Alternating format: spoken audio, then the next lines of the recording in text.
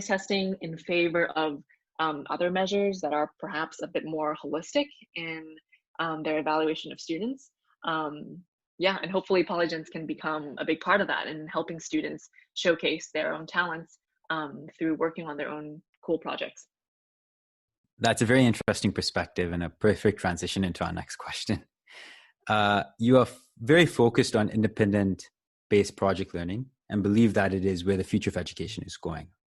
Mm-hmm. And a lot of the Asian educational culture as a whole is still very rooted in rote learning. While this program really picks at allowing students to do their own things and finding their passion that way, do you think that this gap will at some point converge in the future? That is a very thorny and good question. And I think that this gap that you're mentioning is precisely one that Polygence seeks to address and to help close in some meaningful way.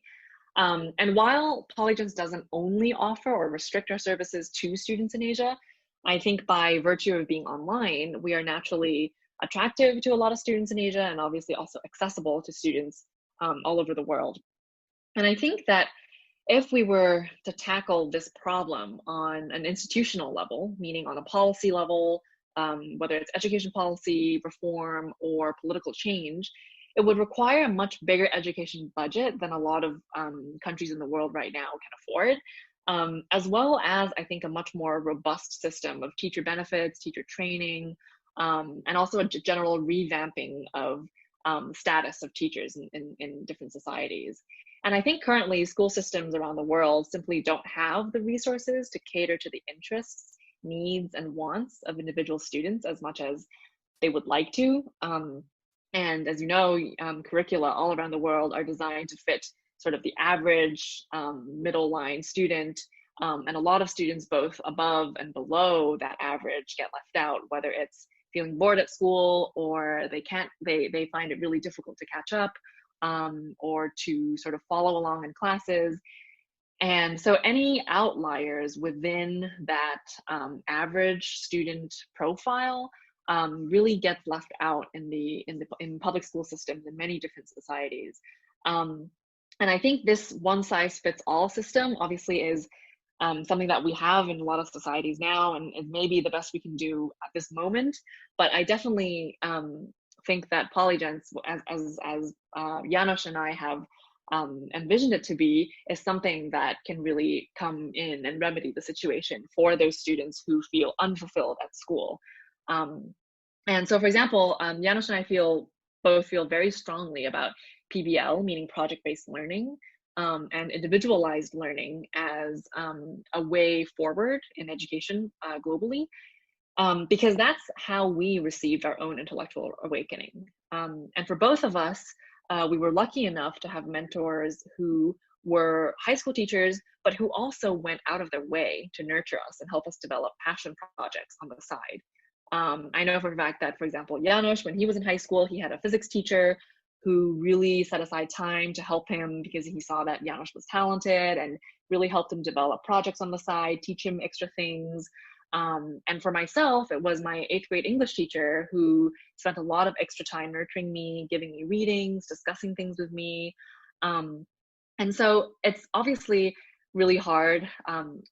The way many countries' school systems are right now, it's very hard to ask already overworked and underpaid teachers to spend this kind of individualized attention and time on individual students. And so obviously, while I think there is hope in education policy to increase the budget and to hire more teachers, to have smaller classes so that students can get more individualized attention, we thought that starting a company that would address this issue would be a faster way of going about it, while education lobbyists continue to work on wider education policy reform. Very well said. I mean, Edtech in itself is quite a difficult industry, right? The two, I think, most difficult industries out there are financial services and education. Mainly Absolutely. Because where the financial system is today and where education is today is exactly the same as where it was 200 years ago, right? Everyone's still sitting behind desks. But back then, maybe people were using chalk. But today, people are using whiteboard or a smartboard, right? Of some sort. Or Zoom. Yeah, or Zoom, right?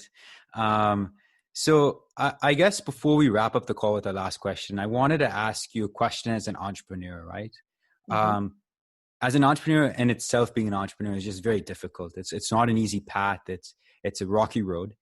And what are some of the difficulties you faced up until now?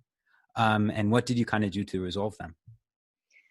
Yeah, I would say actually on my road to become an entrepreneur, I've encountered some of the most difficult emotional and intellectual challenges I've ever faced in my, well, short life so far. Um, so I had my, dinner table conversation with Janos about starting the company around a year and a half, 2 years ago. And since then, I've had incredible sort of changes to my life, including putting my PhD on hold. And that really was one of the most difficult decisions I've had to make so far, partly because I sort of, ever since going to college, I was sort of on a one track road and mindset to maybe becoming a professor or at least like entering academia and education as an educator in some way. Business or entrepreneurship never even crossed my mind until, I talked to Janos and we became really good friends and started this company together. And I'm generally a very risk averse person.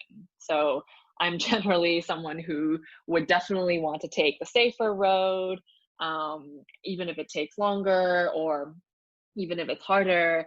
And so I never really thought about taking time off to explore other things. And so taking that risk of pausing and working on something that's completely new and unknown to me was a huge, like, caused me a lot of emotional turmoil while I was making that decision, but also is one of the most rewarding decisions I've made yet, because I feel like, what's the fun of life without taking any risks, right? And I think that decision has taught me so much more than really school can ever have taught me, in that it taught me about risk taking, it taught me how to think about priorities in life, and also how to take a leap of faith in something that I'm not sure if it will work, but I have a lot of faith in. Truly well said. And this perfectly transitions into our last question of the call. What piece of advice would you give to people out there from the journey you've had thus far in life? I think I would say two things. One is something that I mentioned earlier, which is risk taking. I think learning to appreciate and to love and to enjoy the thrill of risk taking is something that is so important, whether you're aspiring to be an academic, whether you're aspiring to be an entrepreneur, or anything in between. I think having a suitable and healthy love for risk taking is going to serve anybody and everybody very well. And I think even in my short time working on the company and building it with my co-founder, I've taken already so many risks throughout this really exhilarating journey. And I really think that I could not have done it without a healthy dose of risk taking. And I really have to thank my co-founder, Janos, for this kind of psychological support. And to have a wonderful partner in crime is really something that will help, or has really helped me with taking risks. And I think the second thing that has really served me well throughout life, both academically and professionally, and that I would really recommend to anybody who is looking for ways to improve their own journey, is intellectual curiosity.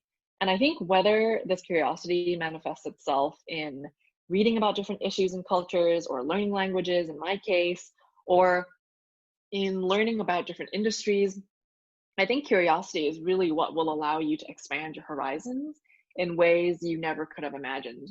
And I think I credit a lot of what I have accomplished and done and learned so far to my innate sense of curiosity. And I think if there's any way for people to be able to cultivate that in themselves, that's definitely something I would recommend.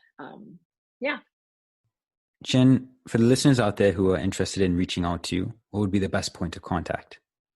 Yeah, so they can simply email me at jin@polyGence.org. So that's jin@polygence.org. Feel free to email me and we can talk about any of the things I talked about today, or if you have any other questions, I'd be happy to chat more. Perfect. It was a pleasure having you on Geeks of the Valley. Thank you so much, Kunal.